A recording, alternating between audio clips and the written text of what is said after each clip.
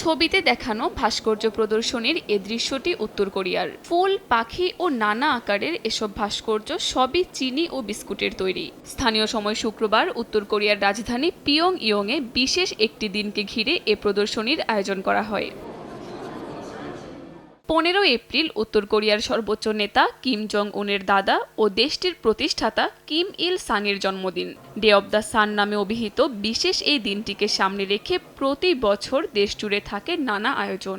যদিও এবছরের উৎসবকে বলা হয়েছে সিগনিফিক্যান্ট এপ্রিল হলিডে। এরই অংশ হিসেবে 9 থেকে 11 এপ্রিল পর্যন্ত ভাস্কর্য প্রদর্শনীর আয়োজন করা হয় পিয়ংইয়ংয়ের চংরিও রেস্তোরাঁয়।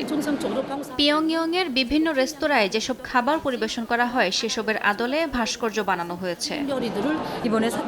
এই মিষ্টি ভাস্কর্য তৈরি করতে গিয়ে আমরা মূল ছাঁচ ধরে রেখে নতুন নতুন কৌশল খুঁজেছি, যাতে আরো জীবন্ত মনে হয়।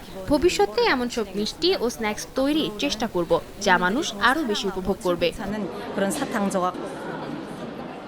প্রদর্শনীতে স্থান পায় 1000-এরও বেশি ভাস্কর্য, যার মধ্যে ছিল চিনির তৈরি পাখি, গোল্ডফিশ, পাহাড়, ফল ও ফুলের অলঙ্করণ, এমনকি উত্তর কোরিয়ার ঐতিহ্যবাহী খাবারের মিষ্টি সংস্করণও। এই প্রদর্শনীতে অংশ নেয় রাজধানীর বিভিন্ন ক্যাটারিং ও খাদ্য প্রস্তুতকারক প্রতিষ্ঠান। কাকলি আখতার, সময় সংবাদ।